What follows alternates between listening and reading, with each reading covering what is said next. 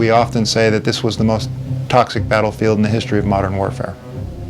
When the Persian Gulf started, I think we were like a lot of other parents in the fact that we sent a healthy, happy, energetic, with his whole life in front of him, Marine. His opportunities in the Marine Corps were the limit. The sky's the limit. Randy was that dedicated to the Marine Corps. He did an excellent job. He had excellent reports in everything he did. He gave his all in the Persian Gulf. And now, less than 10 years later, we have a shell of a son. His health has been taken away. I always have tried to be faithful to my country, just like President Kennedy, who I admire. You know, he always said, you know, ask not what your country can do for you, what you can do for your country. Well, that's the way I grew up. I was brought up, you know. And, you know, it's sad to say I went and did for my country, but my country is not doing for me.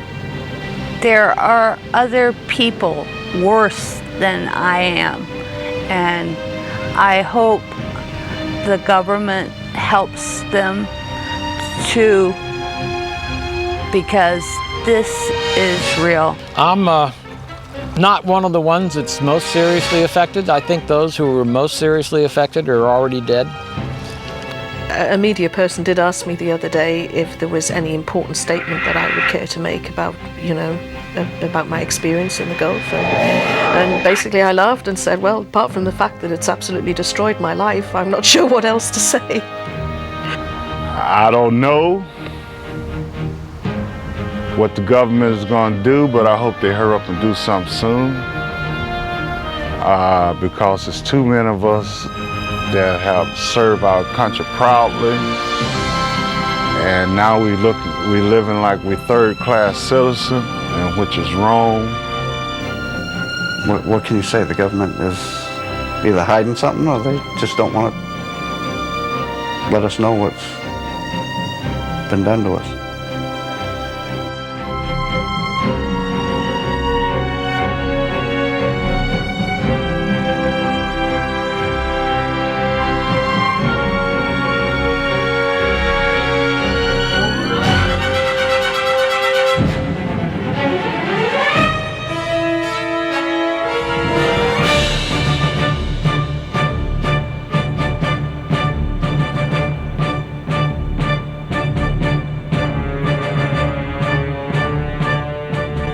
The air war in the Persian Gulf began on January 17, 1991. A few weeks later, on February 24th, the ground war began. To the amazement of all concerned, the war ended just 100 hours after it began. Of the 700,000 U.S. troops who served in Operation Desert Storm, only 148 died from battle-related injuries, and only 467 were wounded. But over 200,000 soldiers, or 1/3 of those who served in the Gulf War, are now chronically ill.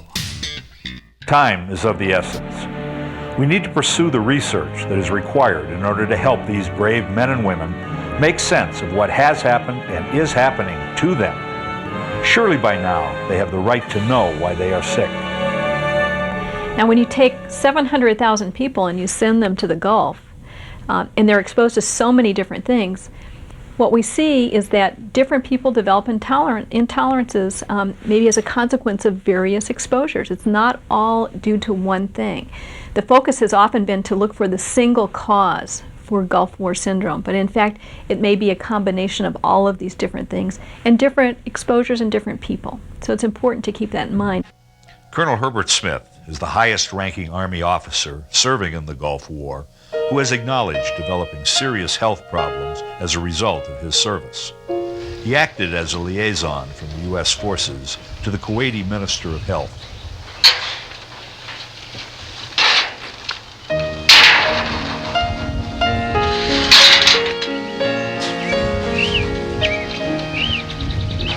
As time went by, the more oil well fire smoke I breathed, the worse I got. I had a rash, my lymph nodes were swollen, and joints were in terrible pain. I couldn't carry anything anymore. I had a problem. and I was sent to Walter Reed Army Medical Center, and I maintained my relationship with Walter Reed until I got to the point where a doctor at Walter Reed Army Medical Center, not only did he tell me that I had a somatoform disorder and that everything was in my head, but he also accused me of bleeding myself so that I would fake my anemia. Now, at the same time, I was going to the VA Medical Center in Baltimore and in Washington, D.C. And they didn't get the first clue until they did a brain scan. The reason why they did a brain scan is I was having a significant number of complex partial seizures on a regular basis, and I do that now. What happens is my memory tape just stopped working. I got to the point I couldn't drive myself to work. I couldn't drive myself home. I didn't know where I was. I had these blank spots. One time I set off to go to Baltimore, and when I became cognizant of my surroundings, I was on the outside of the beltway around Washington, D.C., and I didn't have a clue how I got there. But the first time I couldn't find my way home, that's when I really knew I was in trouble. I'm amazed that I allowed myself to get as bad as I did before seeking serious medical aid. I kept thinking, well, I'm going to get over this. Nothing can be wrong with Superman, Super Trooper. So I just knew I was going to get better. But instead I got worse. The brain damage also extended into my middle ear, the vestibular system. I was having violent vertigo attacks. I got to the point where I couldn't stand at attention, because when I brought my feet together, I would fall over. I couldn't take a parade rest position because I couldn't put my hands to the small of my back because the shoulder pain was so severe. I couldn't do a nice snappy military salute because of the pain. Once I started getting that bad, and once they found out I was falling all this time and having these vertigo attacks and getting lost and have memory problems to the point I couldn't get home, they had to know something was wrong with me. And it finally led to a diagnosis of SLE, which is lupus, with central, peripheral, and autonomic nervous system complications. We now know that inhaling chemicals can cause lupus. For example, there are laboratory chemicals which, when inhaled, can cause lupus. And we know that epidemiologically that people living in certain industrial areas where there are complex mixtures of organic chemicals in the air can have a higher risk and a higher prevalence of lupus. So it's well known that chemical exposures can induce lupus. I've got stitches all over me where I'd fall into sharp objects, fall into things. My legs now are all bruised. Anytime I risk walking, I'm a high fall risk. And the pain is so bad, it's tough to walk. And sometimes I can't even get out of bed. When I initially came back, the first several months that I was in the United States, I was having some strange reactions to various odors. It was so bad, the sensitivity to various disinfectants and chlorine smells, like in a city water like Washington, D.C., I couldn't drink that stuff. I couldn't pump my own gas for two reasons. The gas fumes would make me vomit, and my hands were so painful I couldn't pull the nozzle, the handle. So if I breathe automobile fumes or truck fumes, again, I'm nauseous. I'm trying to not vomit. The phrase most commonly used for this condition where people react adversely to environmental factors, especially chemicals, has been called multiple chemical sensitivity. Not everybody agrees with that particular phraseology, but essentially what it means is that people respond adversely to everyday, ordinary concentrations of pollutants that are all around us all the time. Perfume and indoor air contaminants, fresh paint, the traffic fumes, the sorts of things that are found in everyday situations that do not appear to bother other people. For the chemically sensitive patient, it can make them quite ill in a variety of different ways depending upon a person's sensitivities. The Gulf veterans that we've studied have also reported striking intolerances for chemicals, new intolerances that were never there before. For example, mechanics who used to love being around, gasoline and solvents, and all of a sudden they say they feel sick if they're around those. Even if a truck drives into the shop, the exhaust will make them sick, nausea, vomiting, headaches, and so on. Claudia Miller, MD, professor in environmental and occupational medicine at the University of Texas Health Science Center at San Antonio, is a member of the VA Gulf War Expert Scientific Advisory Committee. Since I've been back from the Gulf War, I also noticed that a lot of things bother me that never bothered me before. Different perfume, different cologne, gas, different smell of even smoke or cigarettes. I just automatically get sick, And sometimes it takes me days or weeks to recover.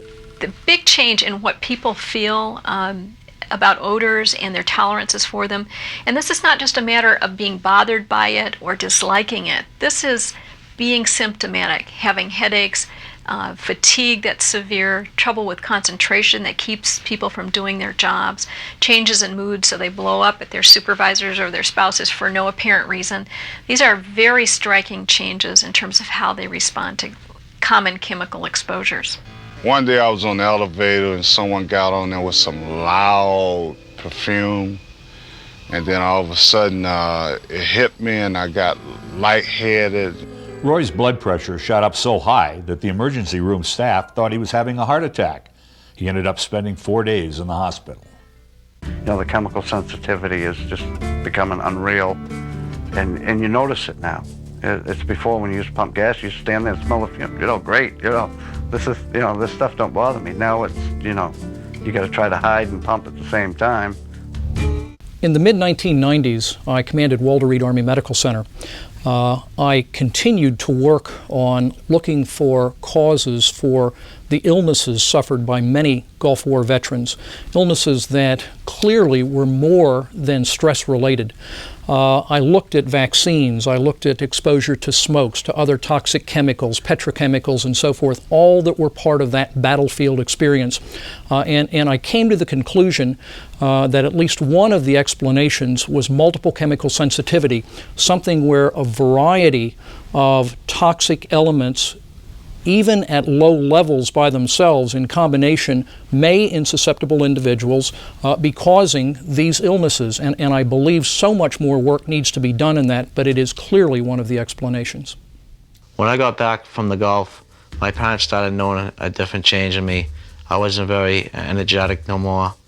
I didn't play sports. Through the times that I've been home, I started noticing that I had chronic diarrhea, had memory loss, multiple joint pains, fatigued all the time. One of my worst symptoms would probably be the chronic diarrhea, in which I intake food and it just flows right out of my system, probably 3 or 4 times a day.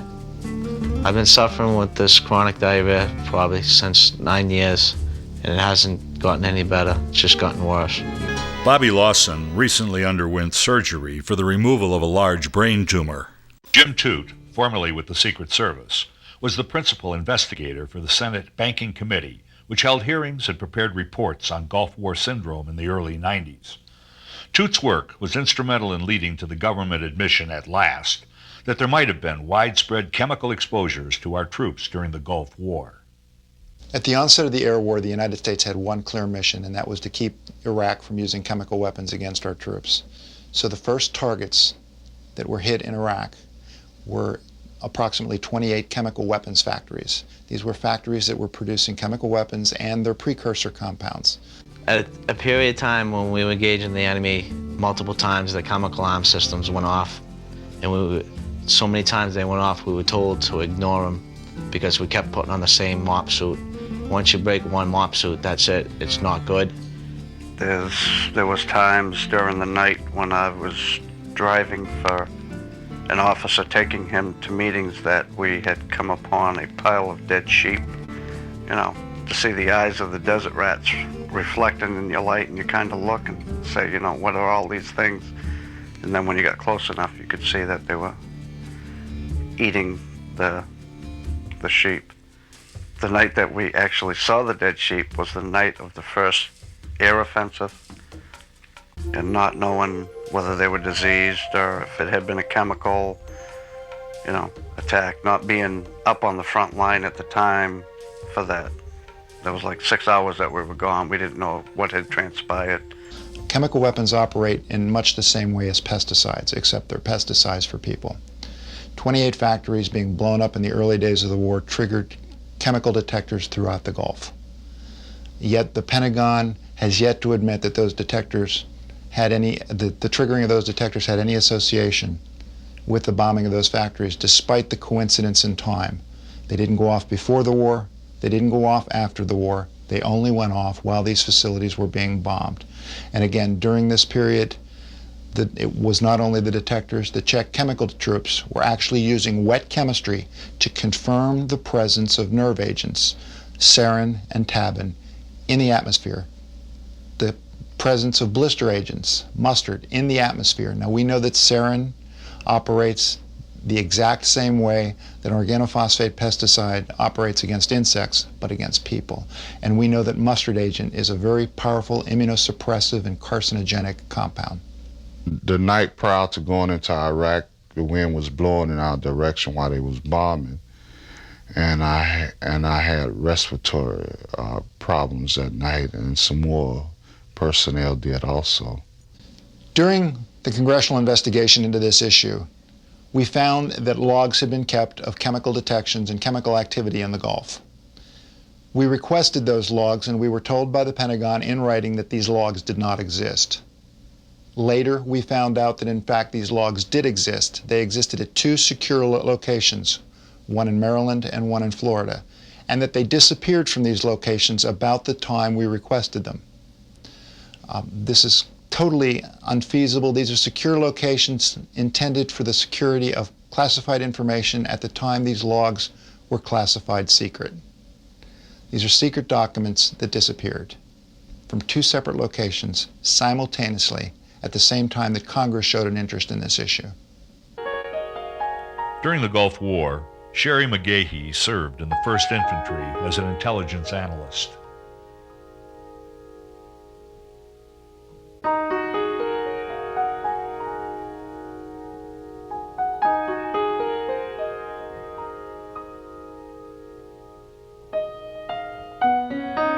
I've been gradually getting worse off, and I don't know really what's going on with me.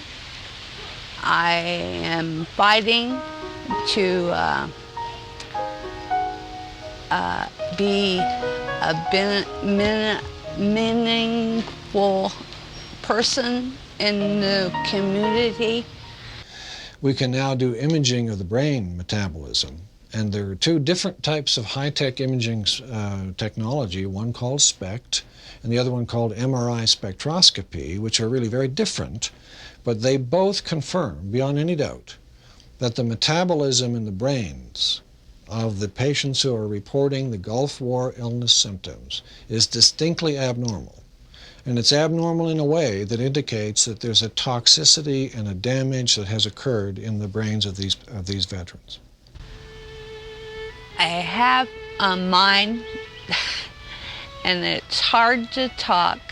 I forget things when I'm talking to people. I don't remember everything, and then it'll come to me later on. But I have memory problems since the Gulf War. Some of the more exciting work that's appearing recently about the abnormalities that appear in the brain function of Gulf War syndrome patients has been done by a team of researchers headed up by Dr. Robert Haley, based at the University of Texas Southwest Medical Center in Dallas. And what they have done is looked at the metabolism in the brains of the Gulf War veterans, showing clearly that there is a neurotoxicity, that there is brain damage in these people when compared to controls. I lost teeth. They're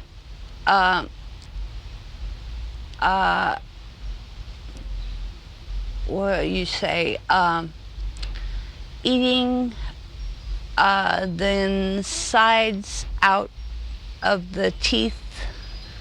I'm getting 100% disability from BA.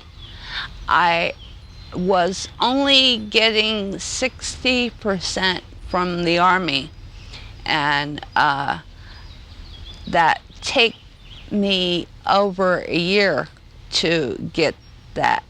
One of the reasons why it took Sherry McGahee so long to obtain 100% disability was that Army doctors had misdiagnosed her case as, quote, a fairly chronic depressive disorder associated with multiple physical complaints and a chronic pattern of social maladjustment, end quote. The Army psychiatric reports on Sherry McGahee contain these phrases. As observed by others working in this soldier's case, the patient tends to present with multiple somatic complaints that are either unfounded given medical examination or are significantly in excess of what might be expected given any positive results from medical examination.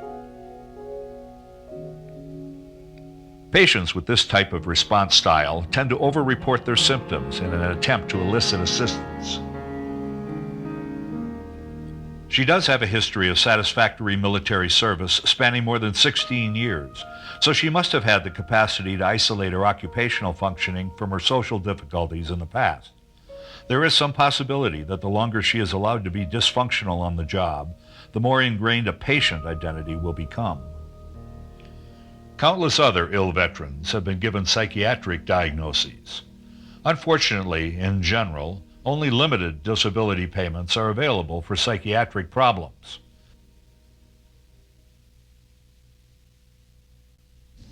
Camisea is only one of hundreds of munition sites and depots that we destroyed after the war, whose contents we never inventoried, and we destroyed as though there were no risk to troops in the surrounding area. We don't know what was in these bunkers. We didn't know, according to the Department of Defense, what was in Camisea at the time, even though the evidence developed afterwards, suggests the contrary.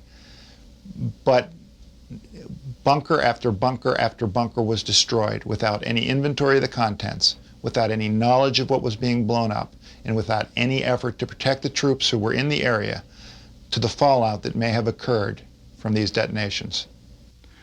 They was blowing up bunkers practically every day.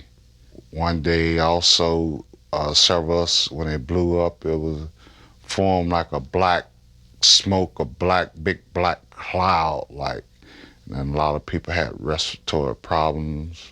When we were conducting the Senate Banking Committee investigation and we first raised this inquiry, we were told by the Pentagon that the fallout couldn't have reached the troops because the wind was blowing in the wrong direction.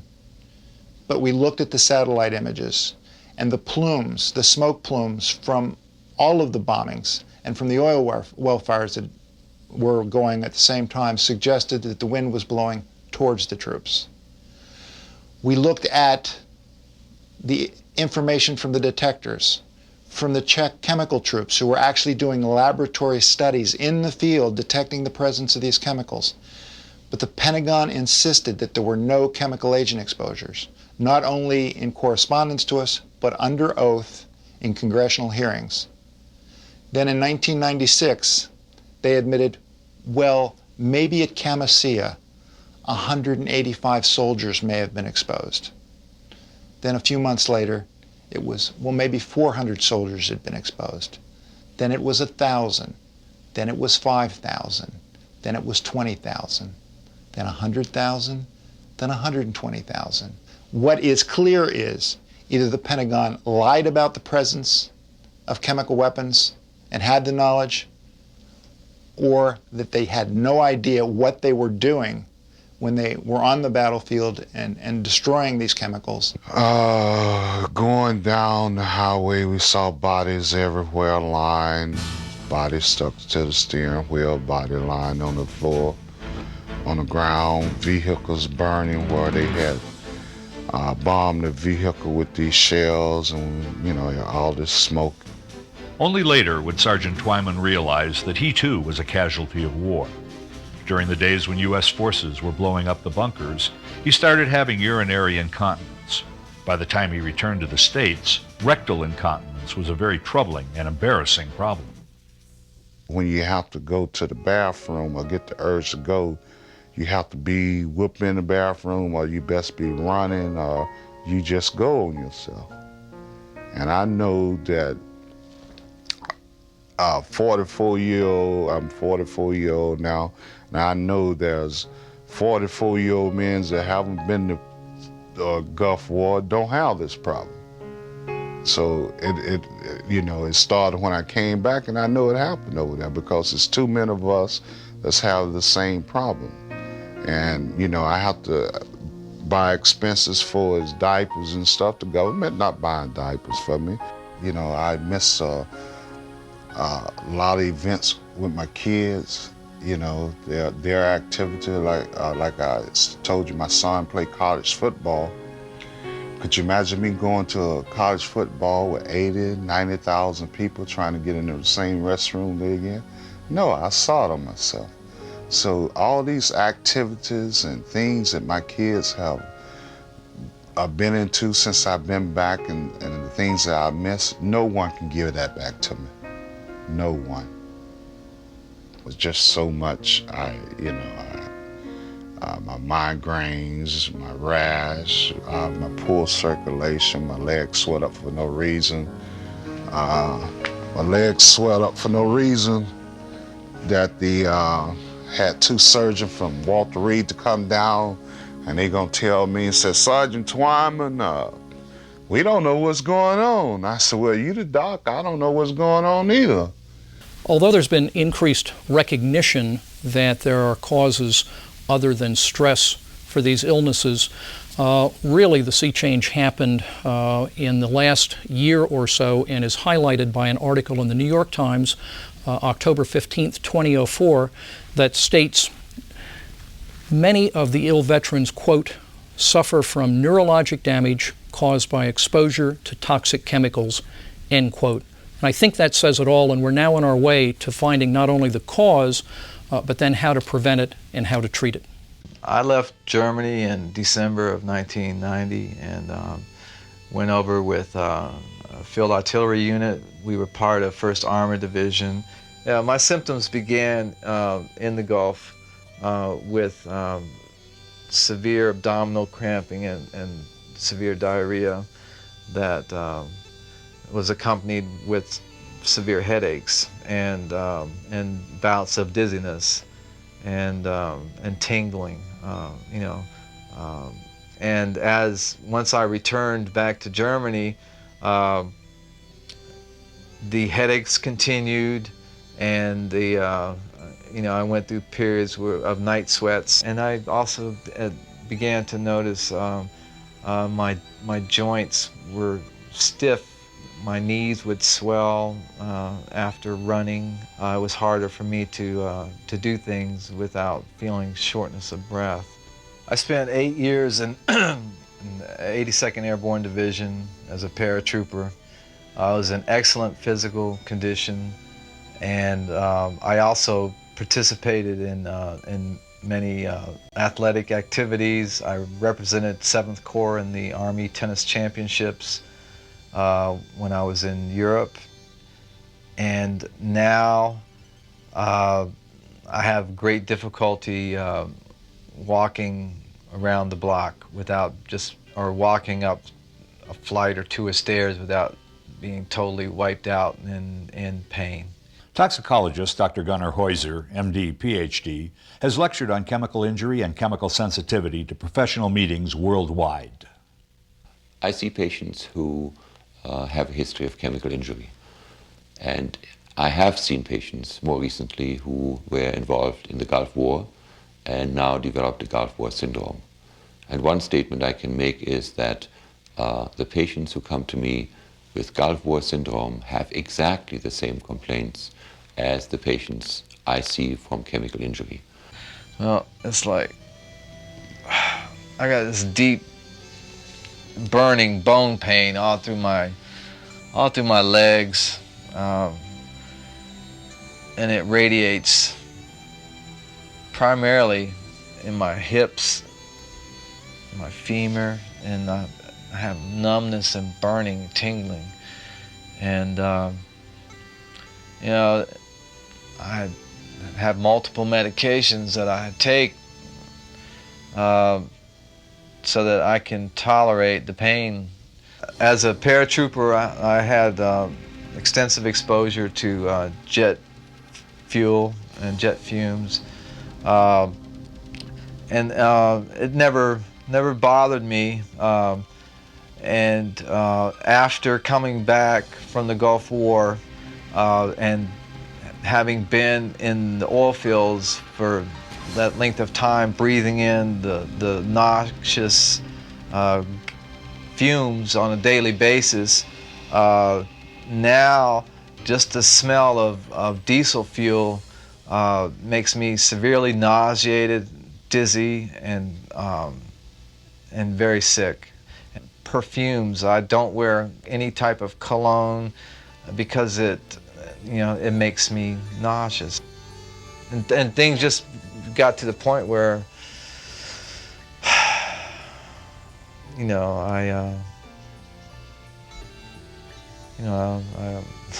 had diarrhea on myself at work, a couple of times, and I said enough's enough, and I needed to get help, and it was real embarrassing, to be standing around all your men, and all of a sudden you can't even make it to the bathroom on time.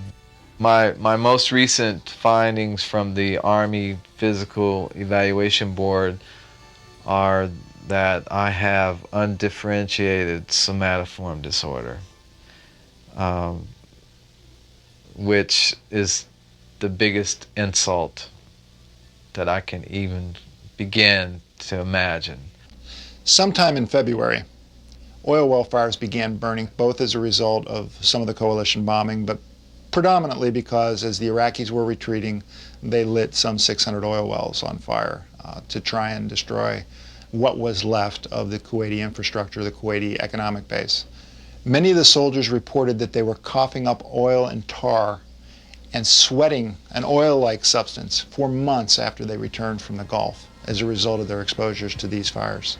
We had 60 oil wells burning where I was. People that had never had asthma before had asthma during Kuwait.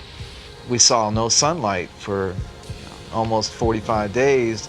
The sun was completely blackened out by this thick film of smoke and soot. When you spit, it looked like oil. If you blew your nose, it looked like axle grease. It was 17 days before we had enough water that any of us could take a shower. We took the shower in a tent, of course, closed in. We got clean until we opened the tent door, put on our dirty, oil-soaked clothing because we did not have enough water for laundry. Ann Selby served with the British forces in the Gulf and developed respiratory problems from exposure to the burning oil well. My breathing was not good. My breathing felt very as though I was trying to take in glue instead of air. It was, not pleasant. And that continued until after we came back to the United Kingdom. A few months after returning to England, Ann developed pneumonia. And then when they actually looked at my lungs and everything, they said that there was a lot of oily debris in my lungs. And they said, well, we can't understand why your lungs are in such bad shape. I said, would oil wells have done it, burning oil wells? And he looked at me and he said, yes. The official diagnosis for my lung breathing difficulties was bronchiectasis, which is scarring of the tissue of the surface of the lung. I can't walk for long distances without my lungs actually fill up with fluid, because your lungs kind of try to protect you by producing more fluid. And so basically what happens is that I stop choking, coughing on the fluid.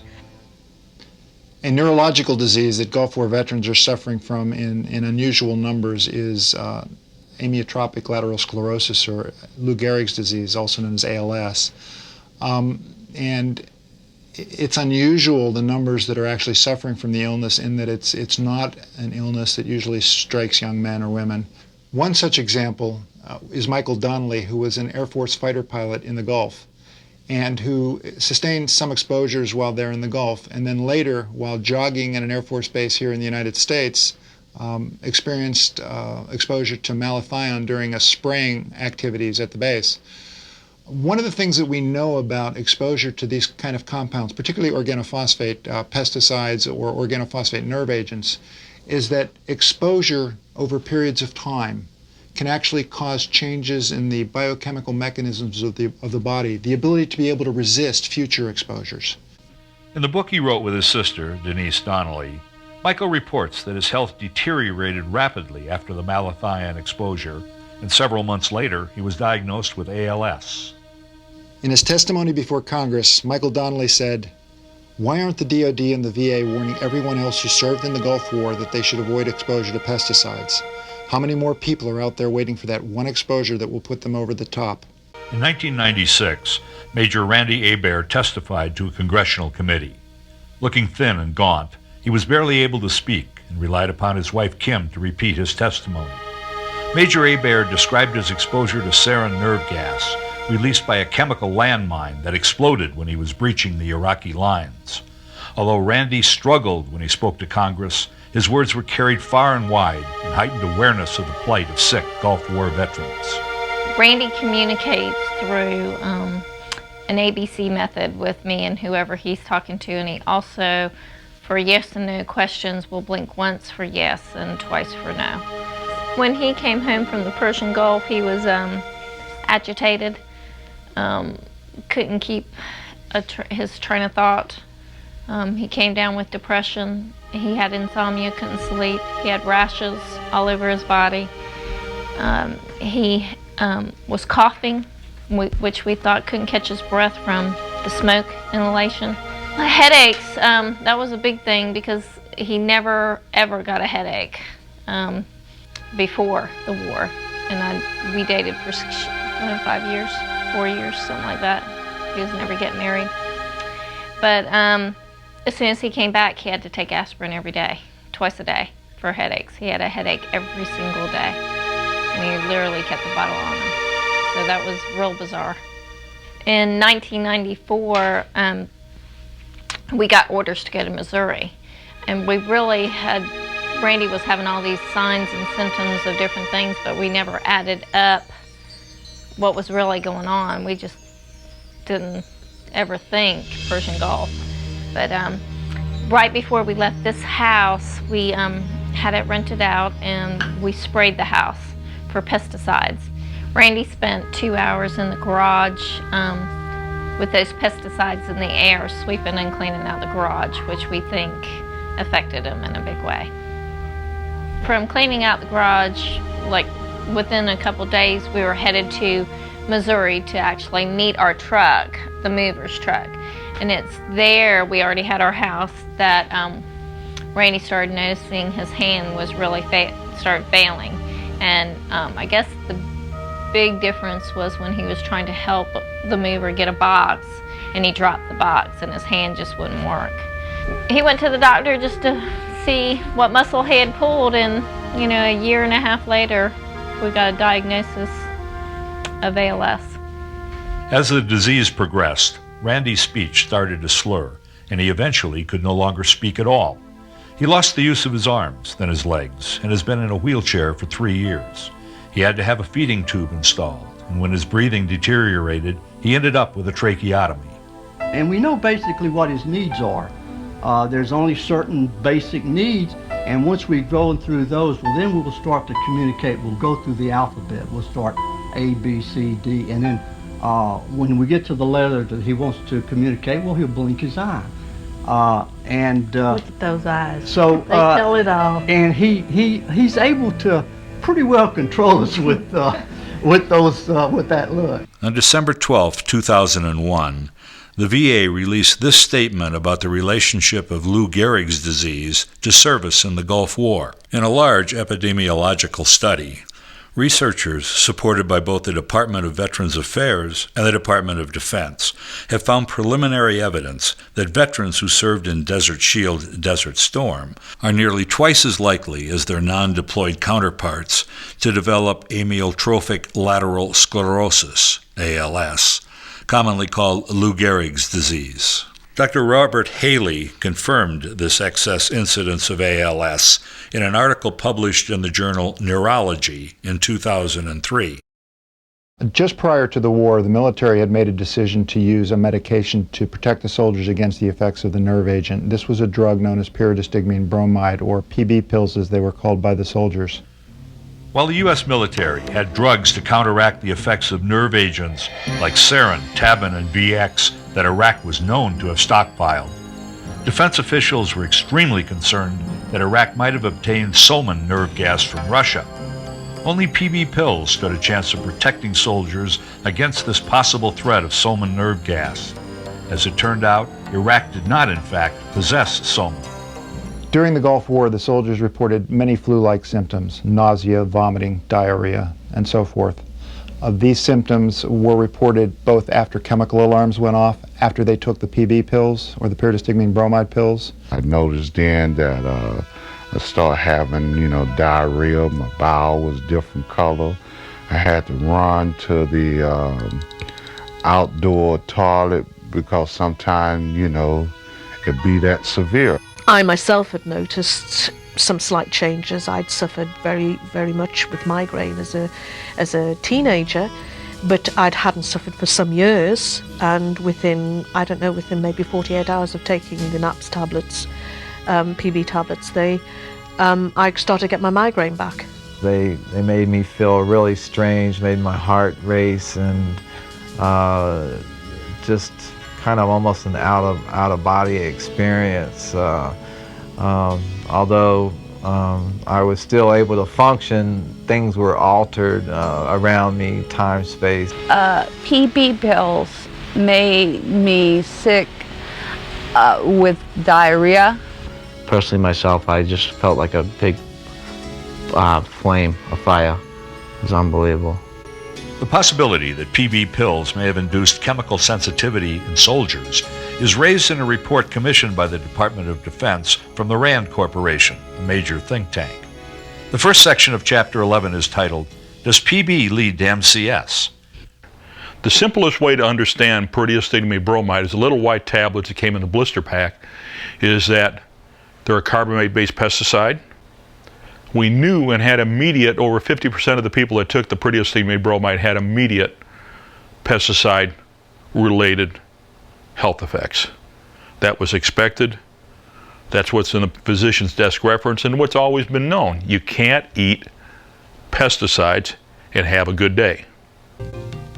During the Gulf War, as a preventive medicine measure, the military sprayed in an unregulated fashion pesticides in areas where U.S. troops were located. What those pesticides were, nobody knows, because he just went out and bought pesticides in a bag. And after all, who knew what language was marked on it? So it's very strong that pesticides that could have been purchased and used would be totally illegal for use in our country.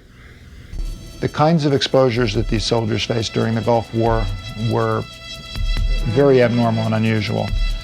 They used diesel fuel and oil to coat the sand so that the sand wouldn't blow around. They used diesel fuel to fire heaters inside tents in areas where diesel should not be burning in a confined environment. There was oil in their water and in their food, and in virtually everything they came into contact with after the oil fires started to burn in February. So the environment was a very abnormal environment filled with many, many toxic compounds. In fact, we often say that this was the most toxic battlefield in the history of modern warfare. Mohammed Abu Danya is a professor of pharmacology at Duke University Medical School. In recent research for the Department of Defense, He has studied the effects upon rats given a mixture of 3 of the chemicals that veterans encountered. The chemical combination studied consisted of the insect repellent DEET, pyridostigmine bromide, and the insecticide permethrin. Dosage levels for the rats were comparable to levels encountered by the soldiers. At these levels, the effect of the chemicals is far greater in combination than individually. We found that in combined chemical exposure, there was actually breaches of the blood-brain barrier and leaks that could have resulted for penetration of chemicals or pathogens like bacteria or virus to the brain, and also could have resulted of essential chemicals leaking from the brain to the bloodstream. In articles published in 2003 and 2004 in the Journal of Toxicology and Environmental Health, Dr. Abu Danya announced that exposing rats to a combination of DEET, permethrin, PB, and stress produced a significant number of dead or dying brain cells, as well as damage to the liver and testes. First thing we noticed when I come back, I had, I don't know what you would call it, like a fatigue that was unbelievable. So it was about a month before I went back to work. Now, I worked in an office for the railroad where I used a lot of numbers. And these numbers I had memorized. I got where I was messing up real bad in the office, forgetting numbers. They moved me from out of the office and I went transferred out to the rail yard. In the rail yard, I was falling down. For some unknown reason, I'd get like an electrical shock in my ankle or something, and I'd fall. Terry spent 6 weeks at the VA hospital in Washington, D.C., where he was diagnosed with 14 different problems, including demyelination of the nerves in his arms and legs. He also by chance discovered in the VA hospital how sensitive he had become to chemicals. While I was in the hospital, they were taking me to have an MRI. As they were rolling me down the hallway, they went by a room where the paint was, where the floor was being stripped, and they were using a paint stripper. I actually went unconscious, and they had to take me to the emergency room. I'm on my railroad disability because the government has not given me anything yet, and I filed my first claim in December of '92, and everything comes back claim denied. This is well, how many? I guess 8 years now. For the first decade after the Gulf War, the official government position was expressed by this statement from the summer of 2000. Many of the veterans that we've met and talked to have chronic health problems that prevent them from working and providing for themselves and their families. Unfortunately, if they cannot prove to the Department of Veterans Affairs that this chronic health problem is directly tied to their military service, there is no health care or benefits program that is available to them from the Department of Veterans Affairs. On February 28, 2001, at a Washington, D.C. press conference organized by Alison Johnson, 2 veterans described the devastating effects that the lack of disability payments had had upon their lives. I was paying child support for our 2 children for a couple of years.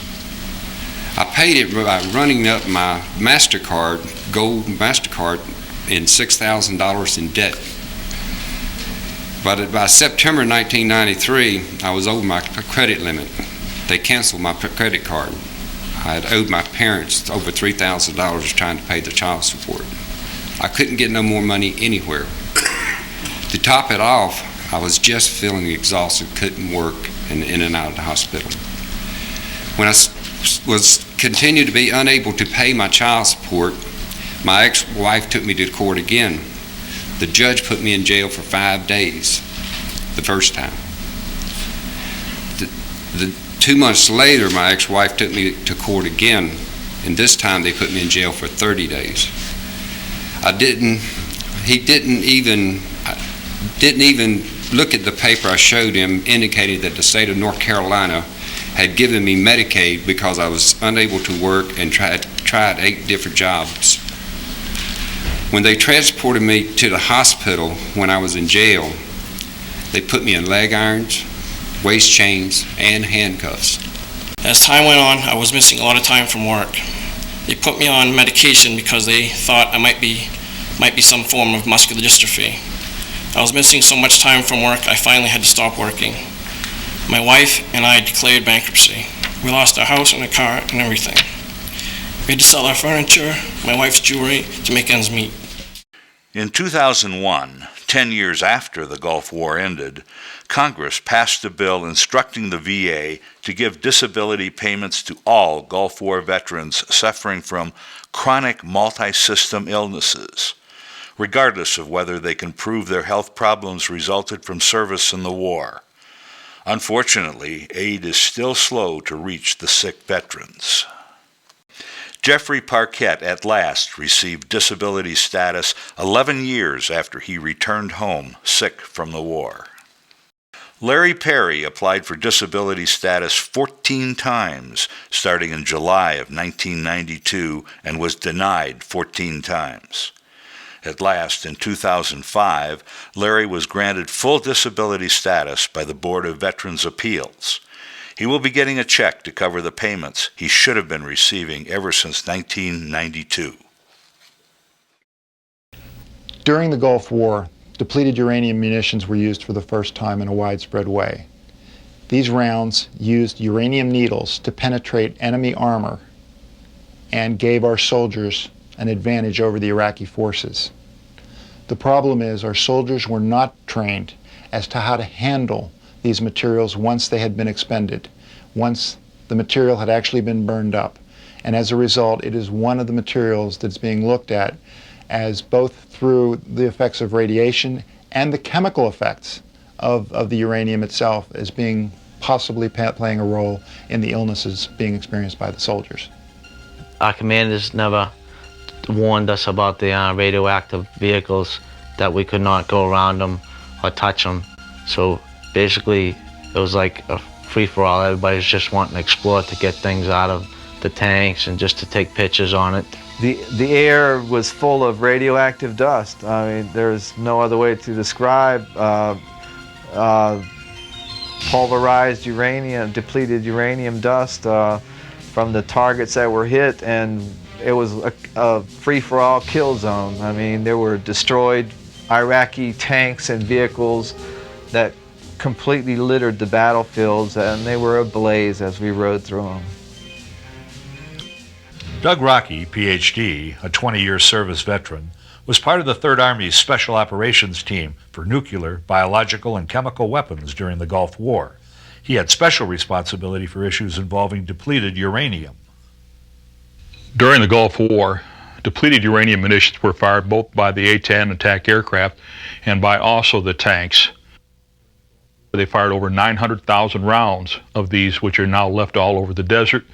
What we're doing is just basically disposing of our radioactive waste in somebody else's backyard. And that's a crime against God and humanity. There's no place in this country that you could take solid uranium waste and spread it in anybody's backyard. Wouldn't be allowed. When my husband first came back from Saudi, to even put gas in his vehicle, he would throw up. Whenever I would use a pine scented cleaner, when he'd get out of the truck, he'd have to get right back in it. He couldn't even come in the house. He would just start throwing up. After Jay came back from Saudi, his ankles would swell, and he would tell me that they were just so painful. His knees, his elbows, all of his joints would be, just to sit down in the chair when he'd get up, he'd have to rub his hip bone. He'd say that, "Mom, this hurts so bad." He got to where he would have difficulties breathing at times. And there was times I'd have to take him to the doctor to get a shot for headaches. In July of '98, my husband was diagnosed with metastatic adenocarcinoma of unknown primary. Doctors said it was a chemical environmental cancer. To me, I feel that the Army, yes, they gave me 23 good years with my husband, but they've also taken away a lot of years too.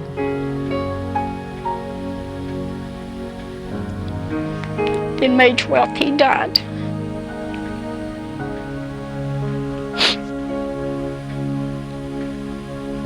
The government don't understand. They don't know what they've taken away from us. They just don't know. He was my life. And they took it. So when the war began, when we started deploying soldiers to the Gulf, they started giving soldiers that they felt were in critical positions 2 doses of the anthrax vaccine. So approximately 150,000 soldiers were given 2 doses. So what ended up happening was they got 2 anthrax shots in a very short period of time, combined with all the other immunizations that were overdue at the time. And so these critical factors could, in fact, play a key role in why the soldiers are sick today, combined with other factors in the Gulf. Basically, we were a conveyor belt. You know, we stood in a line and they'd kind of jabbed us and gave us these shots. And when we'd counted up, we'd had something like 11 shots in 1 hour, in 1 day. Merrill Nass, MD, is a leading expert on anthrax vaccine who has testified to Congress many times. And many of the vets relate the subsequent illness they've developed to those vaccinations, in part because they had acute symptoms right after they were vaccinated. Coalition forces during the Persian Gulf War experienced a combination of exposures that might best be described as a toxic cocktail. Start with low-level exposures to nerve agents like sarin that wafted through the air after coalition forces bombed the sites where Iraq was producing and storing chemical weapons. Then add more nerve agents that billowed into the sky and drifted over troops downwind when we blew up the vast munitions dump at Camisea and others like it. Drop into this mixture PB pills that the troops were given in an attempt to protect them against nerve gas. Add a hefty amount of the insecticides that troops sprayed in their tents and on their clothing and uniforms. Add the administration of multiple vaccines in a short time frame. Drop into this mixture depleted uranium. Add some of the black soot and oil that rained down on the troops after the oil well fire started burning. Finally, consider the stress that gripped our soldiers as they wondered from moment to moment if they were about to be killed by a Scud missile or an Iraqi chemical attack. Stir it all together and you end up with a toxic cocktail. And when a soldier drinks from this dangerous cocktail and develops chronic illnesses or dies, who can determine what combination of factors caused these problems? This is a question for which we are unlikely to find an answer. We have no moral choice but to take care of the young men and women who put their lives on the line in service to this country. In January 2002, the new VA Secretary, Anthony Principi, appointed a citizen advisory committee headed by James Binns to study the issue of Gulf War illnesses. In its November 2004 report, the Binns Committee stated the following conclusions. A growing body of research indicates that an important component of Gulf War veterans' illnesses is neurological in character. Evidence supports a probable link between exposure to neurotoxins and the development of Gulf War veterans' illnesses. Secretary Principi, acting on the committee's advice, announced that the VA will make available $15 million in research funds for this issue, and stated that none of this research money is to be awarded to studies focusing on stress as a cause of Gulf War illnesses. We know that the people who went to serve our country were exposed to a host of pharmaceuticals, chemicals, and environmental toxins. You might ask the question, well, why do we need to know the cause? Of the 700,000 who served in Desert Storm who are affected in some way, why don't we just treat them? Why do we have to go forward and find the cause? We have to go forward and find the cause so that we won't have another 100,000 next time. Only 12 veterans appeared in this video, but over 200,000, or 1/3 of those who served, are now chronically ill.